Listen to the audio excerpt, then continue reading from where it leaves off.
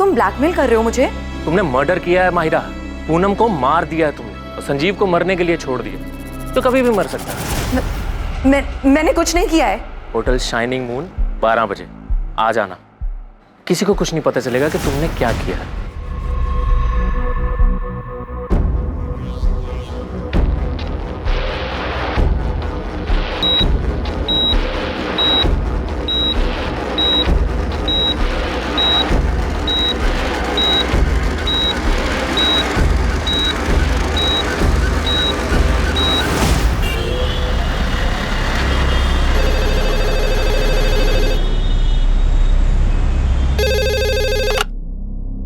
Hello, मैंने कुछ नहीं किया है, मुझे फंसाया जा रहा है। कौन? मनीष कालरा? हाँ सर। अगर तूने कुछ नहीं किया है तो सामने आ। ये क्रिमिनल्स की तरह छुप छुप कर भाग क्यों रहा है? सर आप लोग सारा इल्जाम मुझ पे डाल दोगे, जबकि सच तो यह है कि पूनम मुझे ब्लैकमेल कर रही थी। तेरे लिए अच्छा यही होगा कि तू सरेंडर कर दे। लेकिन सर मैंने कुछ किया ही नहीं है। अगर तूने सरेंडर नहीं किया ना तो हम तेरा जीना दुश्वार कर देंगे और तेरे वो दोनों साथी कमलेश रंजन और पंकज दास को भी हम ढूंढ निकालेंगे।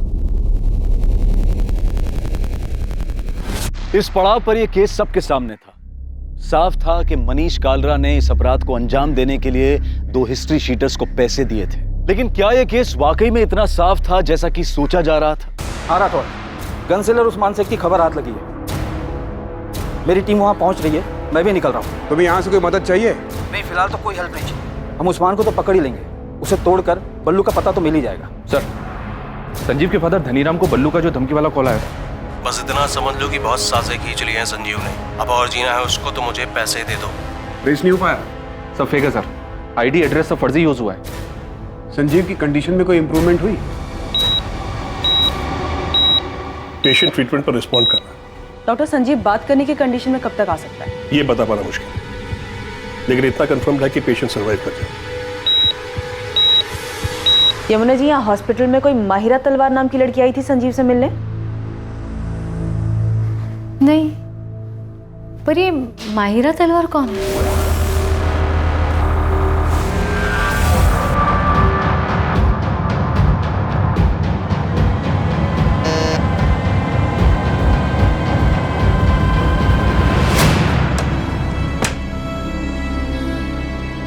मुझे पता था तू आएगी माहिरा। छोड़ो, छोड़ो। तुम सिर्फ जबरदस्ती कर सकते हो ना? जबरदस्ती हो या मर्जी से, मुझे कुछ फर्क नहीं पड़ता माहिरा। अगर मैं पुलिस को जाके ये बता दूं कि तुम मुझे हर्ट करने के लिए और मुझसे बदला लेने के लिए ये सब कर रहे हो तो? अरे शौक से जाओ। अरे तुम्हें तो जाने की भी जरूरत नहीं है। ये तुम्हारे फोन से पुलिस को फोन कर दो कि मैं तुम्हें परेशान कर रहा हूं। क्या हुआ? अरे पकड़ो, डर क्यों रही हो? उस वीडियो में तुम्हारा ऑडियो एकदम क्लियर सुनाई दे रहा माहिरा। तो अगर हमारी सारी दिक्कत ही पूनम है तो इस दिक्कत को जड़ से हटा देते हैं ना Sanjeev? Same coffee shop, same table, तुम्हारी आवाज एकदम क्लियर सुनाई दे रही है। शहर में बहुत सारी रॉबरीज हो रही हैं, लेकिन अभी तक कोई पकड़ा नहीं गया है। तो ऐसी ही किसी एक रॉबरी में पूनम भी तो मर सकती है। मैंने उसे नहीं मारा है। तुम्हारा ये खूबसूरत चेहरा, जेल की सलाखें, कभी सोचा है तुमने जेल में पुलिस तुम्हारे साथ क्या क्या करेगी?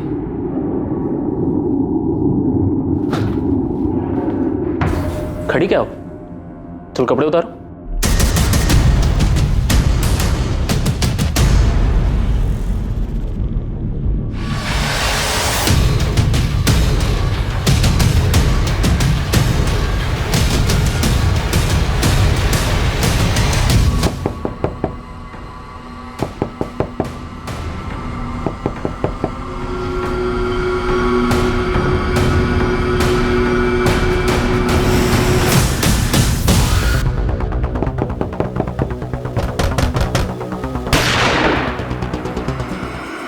खेल खत्म उस्मान, गन नीचे रख दे।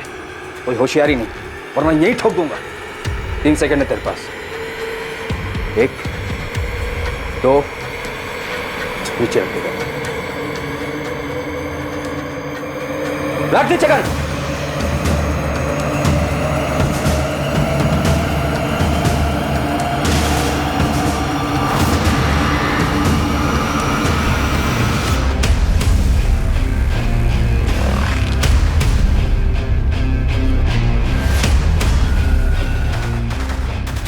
मेरे पीछे टाइम और एनर्जी दोनों वेस्ट कर रहे हैं आप लोग। उस मनोज खोसला को उठाना चाहिए था आपको। पूनम के कहने पर तुमने किसे हायर किया था? इस सवाल का जवाब ये है कि ना तो मैंने किसी को हायर किया, ना ही पूनम के वाहियात ख्याल को पूरा करने में उसकी कोई हेल्प की।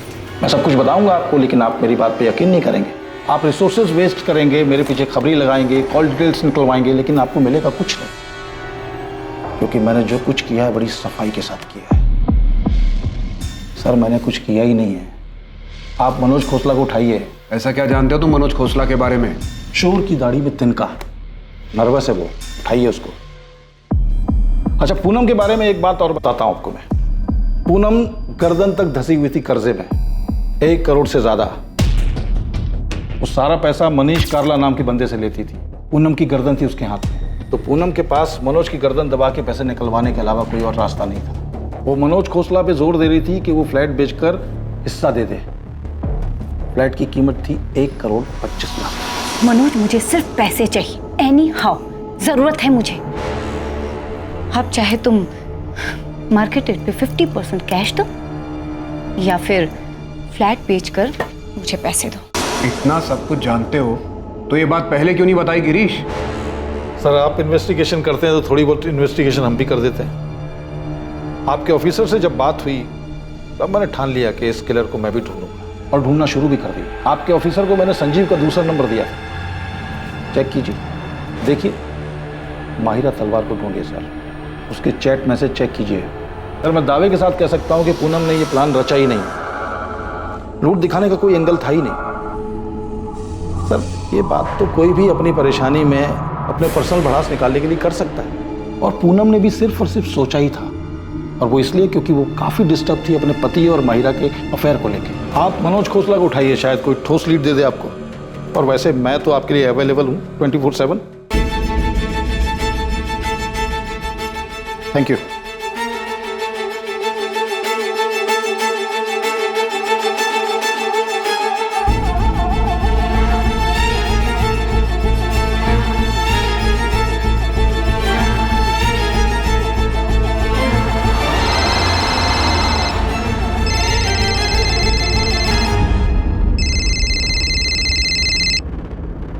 हेलो, माहिरा तलवार जी मैं असिस्टेंट सब इंस्पेक्टर आरती त्रिवेदी बोल रही हूँ। जी बताइए। बात करनी है, कब आ सकती हो रसिक विहार पुलिस स्टेशन? मैम कल मेरा वीकली ऑफ है तो मैं कल आ सकती हूँ। ठीक है, सुबह 10:30 बजे रसिक विहार पुलिस स्टेशन।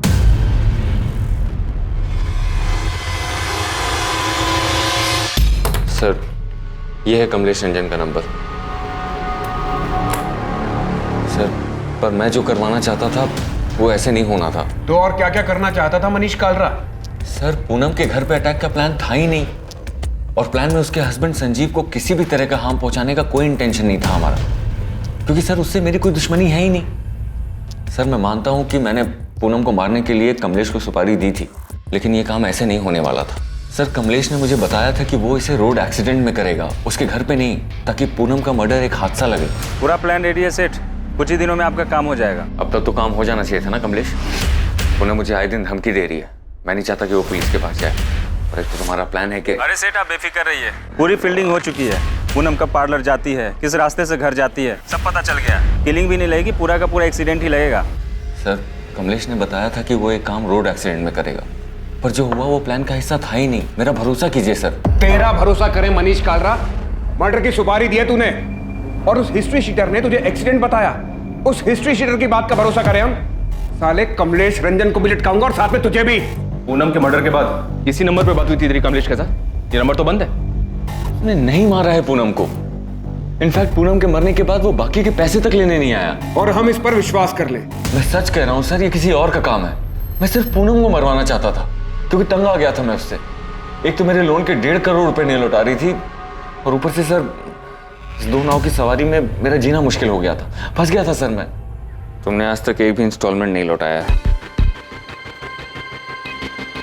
पर हम तो लवर्स हैं ना मनीष। हाँ लेकिन ये लोन हमारे लवर्स वाले एंगल का हिस्सा नहीं है पूनम। तुम ये कैसी बातें कर रहे हो मनीष? पूनम मुझे मेरे पैसे वापस चाहिए। मैंने वो पैसे तुम्हें एज ए लोन दिए थे। मनीष दोनों पार्लर को मिलाकर भी कुछ खास रिटर्न नहीं आ रहा है, इसीलिए मैंने दिवाली पर हैवी डिस्काउंट ऑफर रखा है। क्या पता बिजनेस पिक कर जाए। और ये बात तुम्हें मुझसे ज्यादा अच्छे से पता है कि मार्केट स्लो डाउन है। इसलिए तो पैसे वापस मांग रहा हूँ पूनम। मैं मार्केट से अलग नहीं हूँ, मुझे भी पैसों की जरूरत है। पर अचानक ये पैसों की बात कहाँ से आ गई मनीष? क्या मैं तुम्हें वो सब कुछ नहीं दे पाई जो तुम्हें खुशी दे सके, जो तुम्हें चाहिए था? तो मुझे कोई एक तरफा नहीं मिला है पूनम, तुम्हें भी मुझसे वो सारी खुशियां मिली हैं। तुम्हें हो क्या गया है मनीष? पूनम, आज के बाद हम ऐसे नहीं मिलेंगे। आज ही आखिरी था, आज के बाद इट्स स्ट्रिक्टली बिजनेस। तुम प्लीज मेरे पैसे लौटा दो और भूल जाओ कि हमारे बीच में कुछ हुआ भी था। अवंतिका,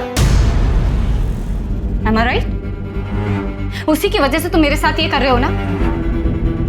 तुम तो गए मनीष, बेस्ट लॉयर हायर करूंगी और रिद्धि मेरे साथ रहेगी और एलिमनी में इतना पैसा मांगूंगी ना कि तुम सड़क पर आ जाओगे। अवंतिका, मैं सिर्फ सो रहे थे ना उसके साथ? मैं बहक गया था अवंतिका।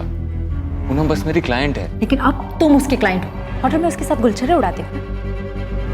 अब ये बात मैं सबको बताऊंगी, रिद्धि को भी और कोर्ट को भी। अवंतिका, हम बस फिजिकल हुए थे। एक बार डाइवोर्स हो जाने दो, फिर मैं भी ढूंढ लूंगी किसी, सिर्फ फिजिकल होने के लिए। अवंतिका, चिल्लाओ मत, रहो उसी के पास। शादी करो या बाहर में जाओ, मैं तुम्हें रास्ते पर ला दूंगी, बर्बाद करके छोड़ूंगी। अवंतिका को अचानक सब कुछ पता चल गया, इसलिए अचानक तुम मुझे छोड़ रहे हो। अवंतिका मेरी वाइफ है, मेरी फैमिली है, और हम दोनों के बीच में जो हो रहा है वो कभी खत्म नहीं हो सकता मनीष। तुम कैसी बात कर रही हो पूनम? तुम्हारी खुद की फैमिली है, हस्बैंड है। हस्बैंड, राइट, हस्बैंड जिसका अफेयर किसी और के साथ चल रहा है। अरे तो उसमें मैं क्या करूं पूनम? देखो, तुम प्लीज मेरे लोन के पैसे मुझे लौटा दो और भूल जाओ कि हम एक दूसरे को कभी जानते भी नहीं। हम दोनों के बीच जो कुछ हुआ उसमें हम दोनों की मर्जी थी, तो जब चाहो तुम मुंह उठाकर सब कुछ खत्म नहीं कर सकते। सर, घर पे अवंतिका मुझे धमका रही थी और बाहर पूनम। सर, अवंतिका तो मेरी वाइफ है, मैं उसे नहीं छोड़ सकता था, पर पूनम ने तो सारी लिमिट्स क्रॉस कर दी थी सर। मैं तुम्हें बर्बाद कर दूंगी मनीष, कहीं का नहीं छोड़ूंगी तुम्हें। ये सही नहीं है पूनम, तुम मेरे साथ थी क्योंकि तुम्हें भी अच्छा लग रहा था, पर अब नहीं। मुझसे भागना इतना भी आसान नहीं है मनीष। मैं तुमसे भाग नहीं रहा हूँ। मैं भागने भी नहीं दूंगी मनीष। अगर तुम्हारी वाइफ तुम्हें कोर्ट में ले जाने की धमकी दे रही है तो मैं तुम्हें पुलिस स्टेशन लेके जाऊंगी। लेकिन मैंने तुम्हारा किया क्या है पूनम? रेप किया है तुमने मेरा मनीष। नहीं, इनोसेंट मत बनो। तुमने मुझे लोन दिया, उसे वापस लेने के लिए तुम मुझे ब्लैकमेल कर रहे हो और जबरदस्ती रेप कर रहे हो। बस यही बात मैं पुलिस स्टेशन जाके बोल दूंगी। तुम ऐसा नहीं कर सकती पूनम। मैं बिल्कुल कर सकती, इनफैक्ट मैं ऐसा ही करूंगी। मैं दोनों के बीच में पिसता जा रहा था सर, लेकिन अपनी फैमिली की कसम खा के कह रहा हूँ कि मैंने ये नहीं करवाया। ये डिसाइड हुआ था कि कमलेश इस हादसे को एक्सीडेंट का रूप देगा, पर यहाँ तो रॉबरी और मर्डर हुआ है सर। सर, ये किसी और का काम है। सर, अभी जो नंबर मैंने आपको दिया था सर, जब पूनम के मर्डर की खबर आई थी ना, तो मेरी इसी नंबर पर कमलेश से बात हुई थी। ये क्या कर दिया कमलेश? दिमाग खराब हो गया है। ये खबर पढ़ के मैं खुद हैरान हूँ सेठ। तुमने क्या कहा था? उसका एक्सीडेंट होगा। अरे सेठ, हमने कुछ किया ही नहीं है। झूठ मत बोलो। मैं क्यों झूठ बोलूंगा सेठ? मैंने सुपारी उठाई, काम किया होता तो आपको फोन करता, बैलेंस पेमेंट लेने आता, और हमने तो एक्सीडेंट सोचा था ना, पर किसी टेढ़ी खोपड़ी ने घर में घुस के मार दिया तुम्हें। सर, मैं कसम खा के कह रहा हूँ कि मैंने सुपारी दी थी, लेकिन प्लान एक्सीडेंट का ही था। साले, तेरे जैसे मास्टरमाइंड और कमलेश जैसे हिस्ट्री शीटर पर भरोसा करने लगे ना, तो हमें नौकरी छोड़ के घर बैठ जाना चाहिए।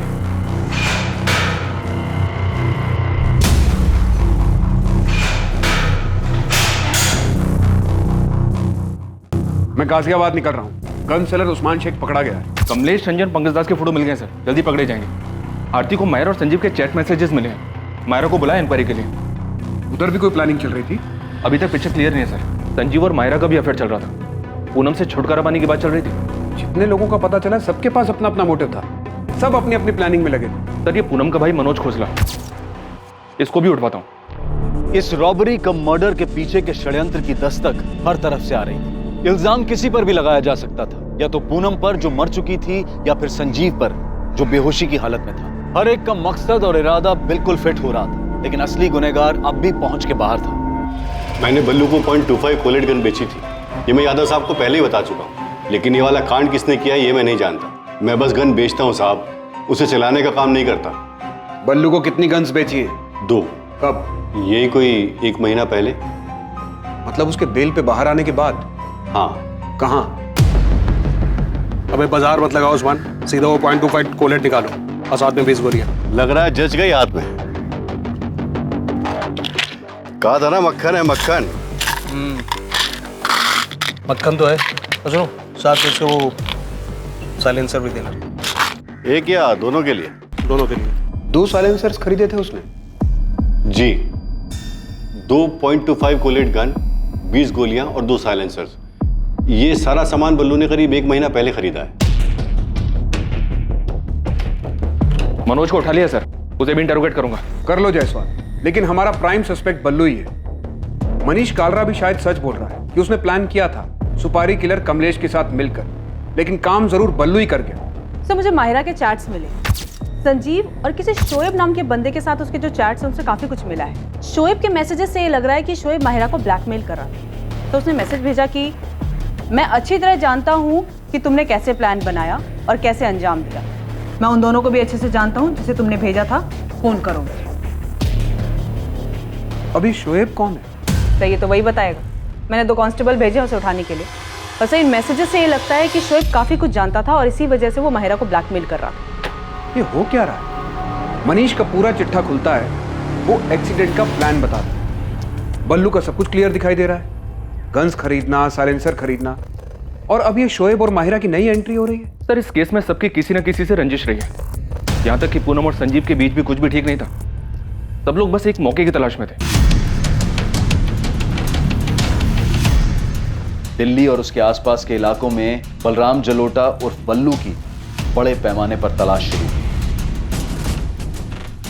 माहिरा तलवार के एंगल को भी अनदेखा नहीं किया जा सकता था। उसके चैट मैसेजेस से साफ पता चल रहा था कि वो भी पूनम से छुटकारा पाने की फिराक में थी। संजीव जो उन हमलावरों के बारे में बता सकता था, वो अब भी बेहोश था।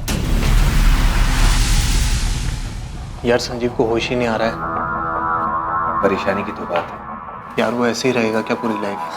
नहीं यार, ऐसे मत बोल, सब ठीक हो। यमुना, संजीव के अकाउंट में तो सिर्फ 6 लाख रुपए और वो बल्लू 15 लाख रुपए के लिए उसके पीछे पड़ा हुआ था। संजीव देता भी तो कैसे? कैसी हालत में पहुंचा दिया हमारे बेटे को। डॉक्टर भी कुछ बता ही नहीं रहे संजीव को कब होश आएगा। बोल रहे बाकी सब ठीक है। जब सब ठीक है तो वो होश में क्यों नहीं आ रहा है? संजीव चोपड़ा के माता पिता इस बात से चिंतित थे कि संजीव को कब होश आएगा और कब उसकी हालत फिर पहले जैसी सामान्य होगी। वहीं दूसरी ओर पूनम के माता पिता अब भी अपनी बेटी को खोने के गम से उभर नहीं पाए थे और ना ही उनके परिवार को यह अंदाजा था कि संजीव और पूनम के बीच वास्तव में हालात कितने बिगड़ चुके थे। हाँ, मेरे और पूनम के बीच में फ्लैट को लेकर नोकझोंक हुई थी, लेकिन इसका मतलब ये नहीं है सर कि आप उसके मर्डर को लेकर के मुझ पे शक करें। मैंने संजीव का नाम लिया, इसलिए आप मुझसे पूछताछ कर रहे हैं। तुमने संजीव पर तो आरोप लगाया, पर अपने झगड़े के बारे में कुछ नहीं बताया। अभी तुम ये बताओ, पूनम के साथ झगड़े की वजह कोई और भी थी क्या? बिजनेस में लॉसेस की वजह से पूनम को फ्लैट में हिस्सा चाहिए था। वो फ्लैट जो मेरे फादर पहले ही मेरे नाम कर चुके थे और तुम उसे कुछ देना नहीं चाहते थे, और अब तो देने की जरूरत भी नहीं पड़ेगी। वो तो रही नहीं। कैसी बात कर रहे हैं आप? मैं अपनी बहन पूनम को क्यों मारूंगा सर?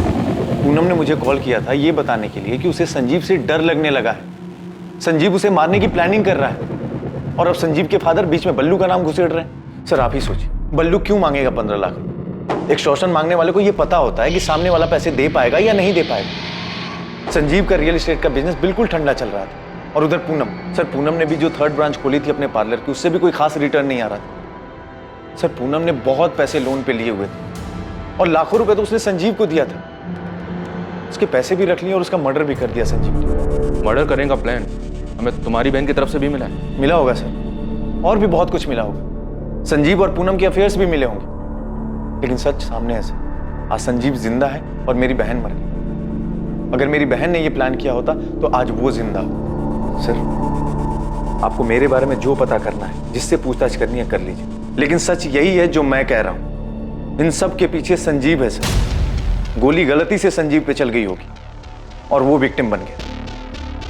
कहो तो तुम्हारे और संजीव के सारे मैसेजेस दिखाऊं? काफी परेशान थे तुम दोनों। पूनम संजीव को नहीं छोड़ रही थी। तुम्हें लगा हॉस्पिटल नहीं जाओगी तो पुलिस के रडार से बच जाओगी। मैम हॉस्पिटल जाती भी तो क्या करती? संजीव से मिलने से पहले मुझे 1000 सवाल के जवाब देने पड़ते। संजीव और मैंने कई बार डिस्कस किया कि हम आगे क्या करेंगे, लेकिन संजीव में कभी हिम्मत ही नहीं थी कि वो सीधा सीधा जाके पूनम से बात कर सके। तुम उसे बता क्यों नहीं देते कि तुम किसी और के साथ रहना चाहते हो? पूनम ना बहुत बहुत पजेसिव। तो क्या मैं ये समझूं कि तुम मेरे साथ सिर्फ एंजॉयमेंट के लिए हो? ऐसा नहीं है मायरा, तुम बात समझने की कोशिश करो। पिछले 1-1.5 साल से मेरा बिजनेस बहुत डाउन चल रहा है और मैंने पूनम से बहुत सारे पैसे लिए और पूनम ने भी वो पैसे सामने से लोन पर उठाए। मतलब तुम उसे इसीलिए नहीं छोड़ सकते क्योंकि तुमने उससे पैसे लिए हैं? वो मुझे नहीं छोड़ेगी, बहुत खतरनाक औरत है। क्या कहा तुमने संजीव? क्या कहा? तुम्हें अलग होना? तुम्हें ये अचानक हो क्या गया है? जब से हम मिले तब से अब तक हम दोनों के बीच काफी कुछ बदल चुका है। साफ साफ बोलो, क्या कहना है? मैं जानता हूँ तुम्हारी लाइफ में, मेरी लाइफ में कोई है? तुम पीछा कर रहे हो मेरा ये मतलब नहीं था। तो फिर क्या मतलब था? क्या मतलब समझूं मैं कि तुम्हारे मतलब की कोई मिल गई है तुम्हें? नहीं। तुम अलग होने की सोच भी कैसे सकते हो संजीव? तुम्हारे लिए 50 लाख का लोन उठाया है मैंने और तुम बड़े आराम से हजम करके अलग होना चाहते हो मुझसे। नहीं, बस मैं सोच रहा था कि क्या वैसे भी हम दोनों एक दूसरे से खुश है क्या? सब समझ में आ रहा है मुझे, समझ भी आ रहा है और दिख भी रहा है। तुम्हें कोई खुश करने वाली मिल गई और तुमने एक बढ़िया सी खिचड़ी बनाई और मुझे सर्व कर ली। ऐसा कुछ नहीं है। और ऐसा होना भी नहीं चाहिए संजीव। अगर ऐसा हुआ तो तुम्हारा क्या हाल होगा तुम सोच भी नहीं सकते। इनडायरेक्टली मैंने उससे डिवोर्स की बात की तो उसके अंदर का भूत बाहर आ गया। अगर पूनम ही हमारी सारी दिक्कत है तो इस दिक्कत को जड़ से खत्म कर देते हैं।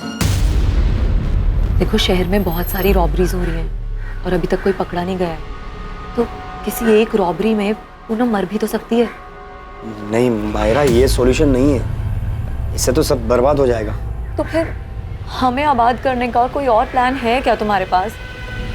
मैं अपनी बात आगे बोल भी नहीं पाई थी कि संजीव ने सुनने से भी इनकार कर दिया। पर तुमने ये सोचा कि ये रॉबरी वाला प्लान काम कर जाए। हाँ, और उसका नतीजा मैं आज तक भुगत रही हूँ। जिसके मैसेजेस ट्रेस करके आप मुझ तक पहुँची हैं, शोएब, उसने उस दिन मेरी सारी बातें रिकॉर्ड कर ली थी और उसके बाद उसने मुझसे ज़बरदस्ती बहुत कुछ लिया है। मेरी इज्जत। शोएब कॉलेज में मेरा बॉयफ्रेंड था लेकिन अब नहीं है और ये बात उससे बर्दाश्त ही नहीं हो रही। वो मेरा पीछा करता है, उस रिकॉर्डिंग से मुझे ब्लैकमेल करता है। मेरी कुछ लाइफ ही नहीं बची है।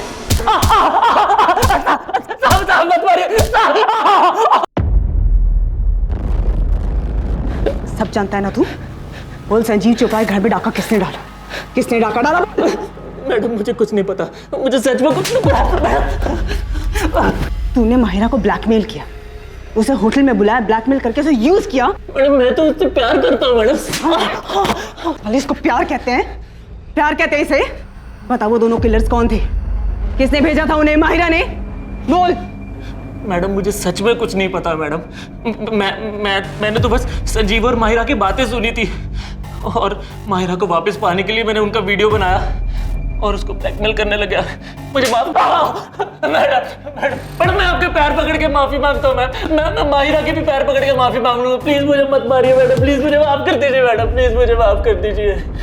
सर, ये मनोज इस केस में फिट ही नहीं बैठता है। इसके पेरेंट्स तो ये सुनकर शॉक्ड हो गए थे कि भाई बहन के बीच फ्लैट को लेकर झगड़ा चल रहा था। मायरा से भी कुछ पता नहीं चला। तब शोएब कन्फेस कर रहा है, वो माहिरा को सिर्फ ब्लैकमेल कर रहा था, कोई एंगल नहीं है। तब तो एक ही एंगल बचता है, बल्लू का। सबसे पहले उसी का नाम आया था, सब फिट बैठता उस पर। हाँ नदीम बोल, बल्लू की कोई खबर? बल्लू की तो खबर नहीं मिली साहब, पर ये मनीष ने जिसको सुपारी दी थी कमलेश रंजन, वो वापस लौटा है। यहाँ हुसैन नगर में किराए पे कमरा उठाया है। तू नजर रख, मैं पहुंचता हूँ अभी। सर, ये कमलेश रंजन वापस लौटा है। उठाओ उसे। ये तो साफ है कि पूनम चोपड़ा को मारने की सुपारी मनीष कालरा ने दी थी, लेकिन उसका कहना है कि मर्डर उसकी सुपारी पर नहीं। मनीष तो है हमारे पास लॉकअप। एक बार कमलेश हाथ लग जाए तो पता चल जाए कि कमलेश के दिमाग में क्या चल रहा है। कहीं उसने मनीष से कुछ झूठ तो नहीं बोला? ठीक है, मैं बात करता हूँ।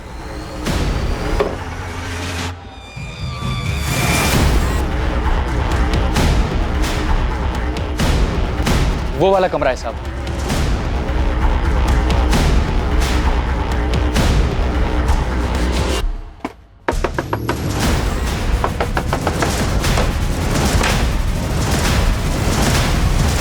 हमारा निशाना कभी नहीं चूकता। कमलेश रंजन, तुमने जो किया है उसे भुगतना तो पड़ेगा मनीष। तुमने अपनी कब्र खुद खो दी है। माफ कर दो मुझे, मैं तो बस सब पहले जैसा ठीक करना चाहता था।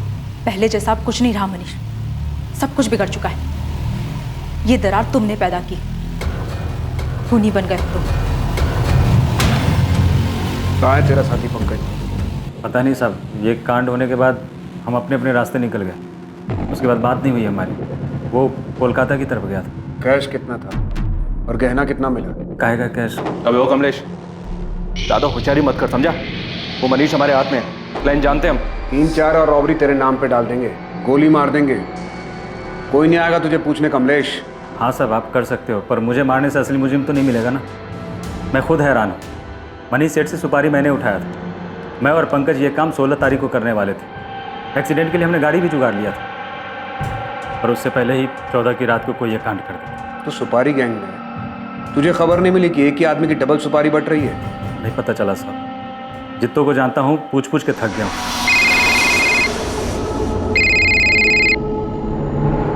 हेलो, नमस्कार, मैं गिरीश रावत, प्राइवेट डिटेक्टिव। पहचाना? हाँ हाँ पहचाना, बोलो। मैंने आपसे कहा था कि मैं 24/7 आपके लिए अवेलेबल रहूंगा।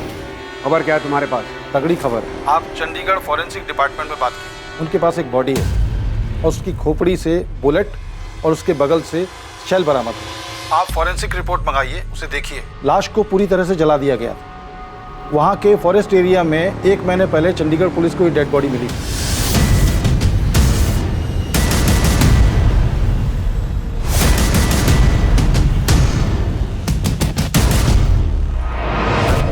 ये चंडीगढ़ वाले मर्डर केस में बुलेट .25 कॉलेट गन से चलाई गई थी। तुम्हें कैसे मालूम कि .25 कॉलेट गन हमारे केस में भी शामिल है?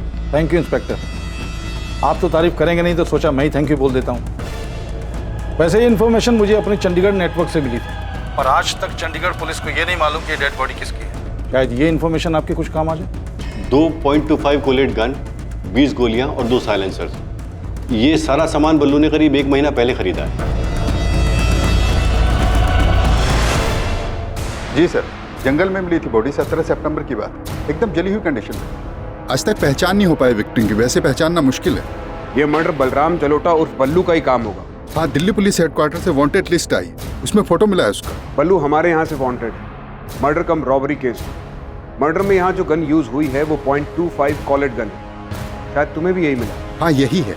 बुलेट विक्टिम के स्कल से रिकवर हुआ था और सेल भी वहीं पास में पड़ा था। FSL के पास ही है वो, और रिपोर्ट दी है उन्होंने कि गोली .25 कॉलेट गन से ही चली थी। मुझे FSL से वो बुलेट चाहिए। मेरा ऑफिसर अंकुर सिन्हा ये कोऑर्डिनेट करेगा। बुलेट आपको मिल जाएगी सर। क्राइम सीन और बर्न्ड बॉडी के फोटो भी हैं हमारे पास, पर बॉडी हमने क्रिमिनेट कर दी। पर विक्टिम का DNA प्रिजर्व्ड है। आइडेंटिटी ट्रेस करने में दिक्कत इसलिए आ रही है क्योंकि कोई मिसिंग रिपोर्ट ही मैच नहीं हो पा रही है। एक अनजान आदमी की चंडीगढ़ में हुई हत्या और उस हत्या में इस्तेमाल की गई गन का संजीव और पूनम के घर पर हुई डकैती और हत्या के केस से निश्चित तौर पर संबंध था। मगर इन कड़ियों को जोड़ पाना और प्राइम सस्पेक्ट बलराम जलोटा और बल्लू तक पहुंच पाना पुलिस के लिए आसान साबित नहीं होने वाला। इस मामले में हॉस्पिटल से अभी कुछ और चीजें सामने आनी थी, जहां संजीव चोपड़ा धीरे धीरे रिकवर हो रहा था। सर, एक गुड न्यूज है। ये खबर मैंने आपको पहले इसलिए नहीं दी बिकॉज मैं आपको डिसअपॉइंट नहीं करना चाहता था। संजीव चोपड़ा को होश आ गया डॉक्टर? जी हाँ, 3 दिन पहले ही। अब संजीव बात करने की कंडीशन में है, लेकिन मैं आपको 5 मिनट से ज्यादा अलाउ नहीं कर सकता। इन्वेस्टिगेटिंग टीम को उम्मीद थी कि संजीव चोपड़ा होश में आकर उन्हें हमलावरों के बारे में बताएगा, कोई जानकारी या सुराग देगा। लेकिन क्या वाकई ये जानकारी कुछ अलग साबित होने वाली थी, जो कि इन्वेस्टिगेटिंग टीम को पहले से नहीं पता था? संजीव,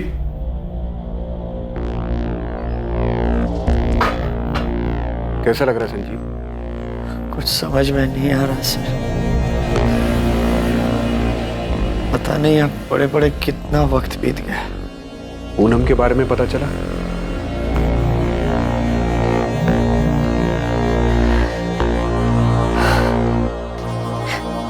मुझे यकीन नहीं हो रहा मैं कैसे बच गया। तुम्हारे फादर ने तुम्हारे कजन बल्लू का नाम लिया, वो धमका रहा था तुम्हें? हाँ सर, बल्लू ने ही धमकी दी थी। मुझे क्या पता था वो सच में ऐसा कुछ करेगा। पक्का वो बल्लू ही था? हाँ सर, वो बल्लू ही था। अरे कौन है भाई?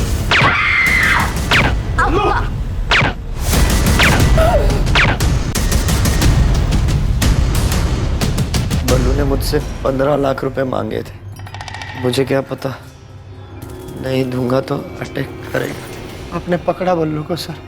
जल्द पकड़ लेंगे, अब तुम आराम करो। बस यही कंफर्म करना था कि ये सब कुछ बल्लू ने किया है। सर, बल्लू पकड़ा गया? हर जगह पुलिस अलर्ट है उसके लिए, जल्दी पकड़ा जाएगा। आप संजीव का ख्याल रखिए।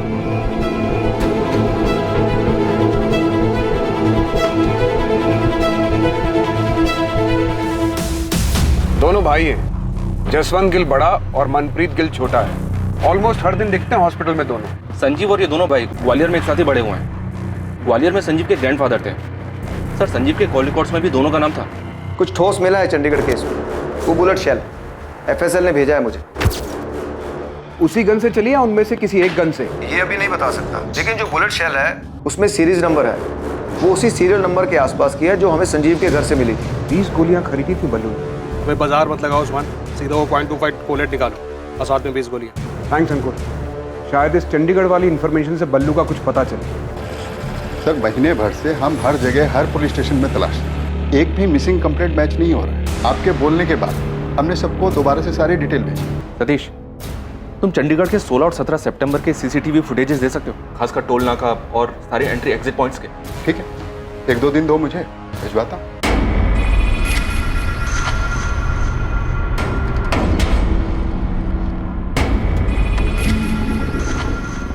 जसवंत, वो बंदा दिखाई दे रहा है तुझे? कौन? वही जो बाइक के पास खड़ा लाइनिंग टी-शर्ट वाला। वो 2 दिन से यहीं दिखाई दे रहा है। हाँ यार, इसको तो हॉस्पिटल के अंदर भी देखा था मैंने। ये ले भाई।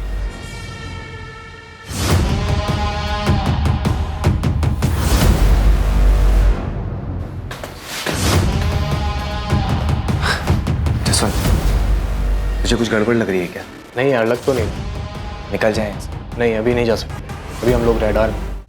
हाँ, मनप्रीत और जसवंत संजीव के बचपन के दोस्त हैं। हाँ, पूछा था मैंने, बताया उन दोनों ने। और आप उनके बारे में क्यों पूछ रही हैं? ऐसे ही पूछताछ करने की तो आदत है हमारी। वैसे धनीराम जी, आप मुझे बताइए कि जसवंत और मनप्रीत को कैसे पता चला कि संजीव हॉस्पिटल में है और उसकी वाइफ पूनम की डेथ हो गई है? आपने फोन किया था? जी नहीं, उन्होंने फोन किया था। सर, चंडीगढ़ के CCTV फुटेजेस के तकरीबन 60% फुटेजेस स्कैन कर रही हैं, पर बल्लू कहीं भी नहीं दिख रहा है। डबल मर्डर केस में बल्लू पकड़ा गया, अंडर ट्रायल था। 2 महीने पहले वो बेल पर बाहर आया था। पहले महीने वो रेगुलर गाजियाबाद जेल में जाके हाजिरी देता रहा। उसके बाद वो वहां नहीं गया। 14 सितंबर लास्ट डेट थी जब वो हाजिरी देने गया था। उसके बाद से बल्लू किसी को दिखाई नहीं दी। संजीव के घर कांड होने के बाद ना हमें दिखाई दे रहा है, ना चंडीगढ़ के CCTV फुटेज में दिखाई दे रहा है।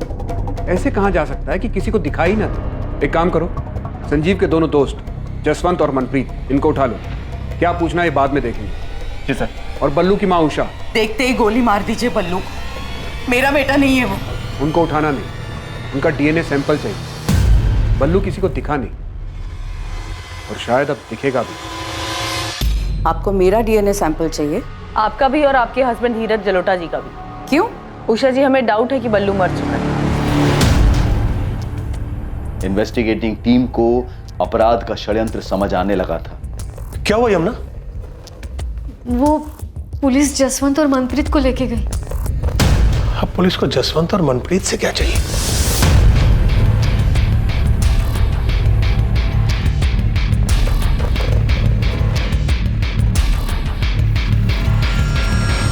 चंडीगढ़ से मिली अनजान लाश के प्रिजर्व किए गए DNA सैंपल्स बलराम जलोटा उर्फ बल्लू के माता पिता उषा और धीरज जलोटा के DNA सैंपल्स के साथ मैचिंग के लिए भेजे गए। बैठ जाओ।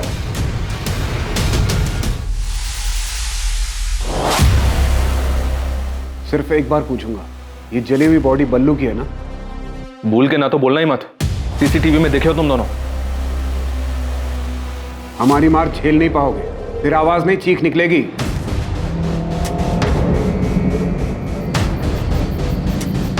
लो, बन गई बोतल। इतने दिन से प्रैक्टिस कर रहे हो ना? चलो, अब लगाओ निशाना। बाएं आंख बंद करो, 1 2 3 में बोतल धड़ाम। और इतनी पास में बोतल बांधा है कि आसानी से बोतल फूटनी चाहिए, ठीक है?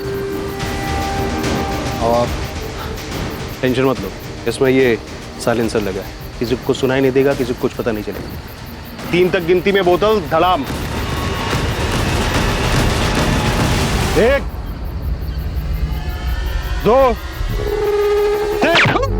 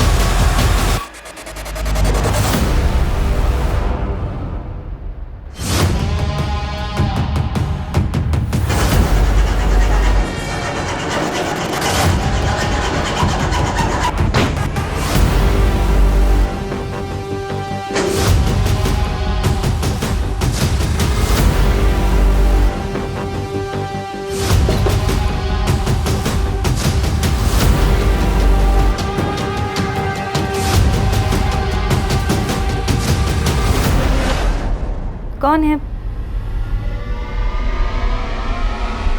कौन है ओए? कौन है?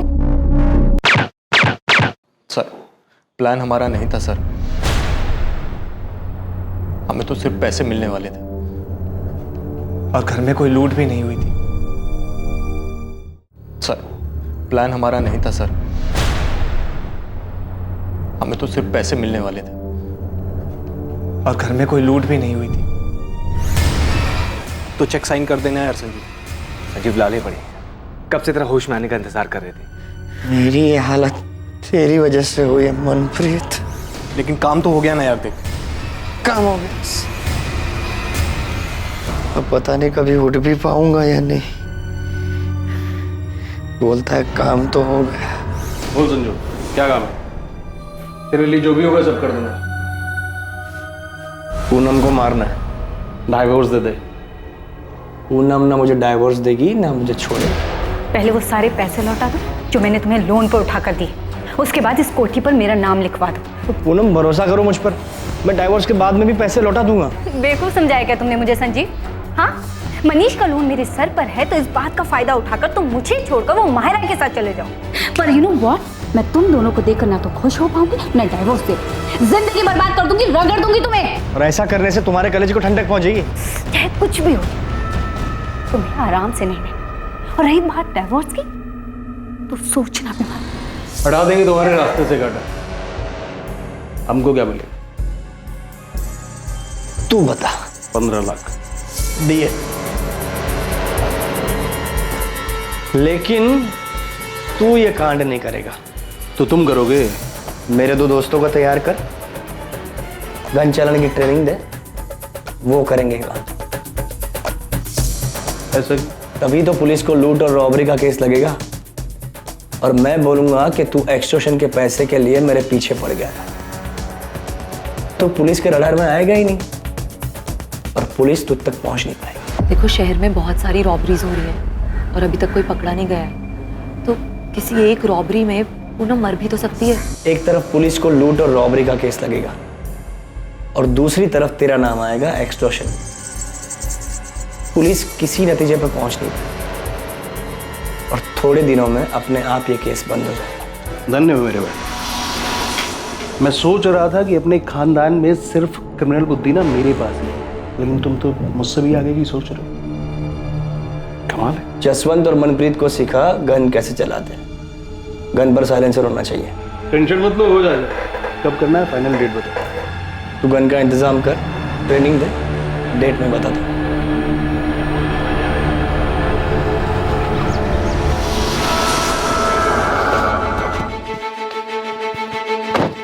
सुनो, तुम दोनों को बल्लू के साथ चंडीगढ़ जाना होगा। तुम्हारी ट्रेनिंग वहां पर होगी, ठीक? और मनप्रीत, तुम्हें मुझ पर गोली चलानी। बल्लू तुम्हें बताएगा कि मुझे गोली कहाँ लगनी चाहिए, जहाँ लगने से मैं सेफ रहूंगा। और ध्यान से, कोई रिस्क नहीं चाहिए।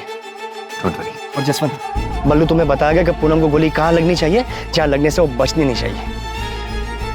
जिस दिन ट्रेनिंग खत्म होगी उस दिन बल्लू को गुरु दक्षिणा देना भूलना मत। गोली सीधे सर में लगनी चाहिए। बल्लू को मारना है?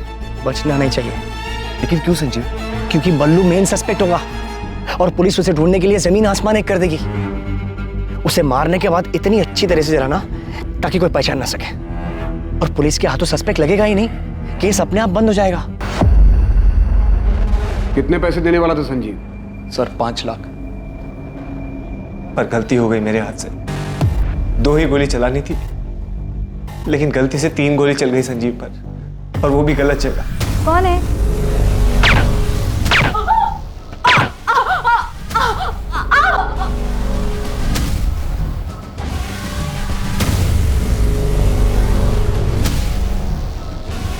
चला, अब गोली चला मुझ पर, ध्यान से। 3 गोली क्यों चला दी? भाई गलती से चल गए भाई। संजीव, संजीव, संजीव, उठ संजीव, संजीव, संजीव। तुझे ट्रेनिंग भी दी थी ना, 2 गोली बोला था, तूने 3 गोली चला दी। गिनती भी नहीं आती कि कुछ और प्लान कर रहा था तू? संजीव ऐसा नहीं है यार, गलती से चल गई थी, जानबूझ के नहीं किया। गलती हो गई यार, समझना है। फुटो यहाँ से, जब मैं ठीक हो जाऊंगा तब पैसे की बात करेंगे। जाओ, निकलो यहाँ से। सर हमसे तो दोस्ती यारी में हो गया सर, आज तक कोई पैसा नहीं मिला सर, इसीलिए इतने दिन से हॉस्पिटल के चक्कर काट रहे हैं। पैसा नहीं, किलो के हिसाब से चार्जेस लगेंगे दोनों पर। ये तो नहीं पता तू कब फिर से ठीक होगा संजीव चोपड़ा, पर जब भी चलने फिरने लायक होगा तब हम लेंगे तेरी कस्टडी।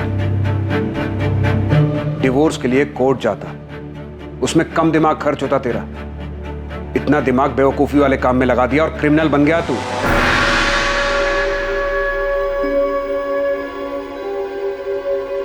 संजीव के माता पिता इस खुलासे से हैरान थे कि अपनी पत्नी से छुटकारा पाने के लिए उनके बेटे संजीव ने ऐसा क्रूर षड्यंत्र रचा। मैं शुरू से ही कह रहा था आप लोगों कि ये सब संजीव का किया हुआ। माहिरा ने पूनम से छुटकारा पाने के लिए दिल्ली में हो रही रॉबरीज की आड़ में इस तरह से रॉबरी और मर्डर के बारे में सोचा था, लेकिन इन्वेस्टिगेशन में सामने आया कि असल में हुए अपराध में माहिरा की कोई भूमिका नहीं थी।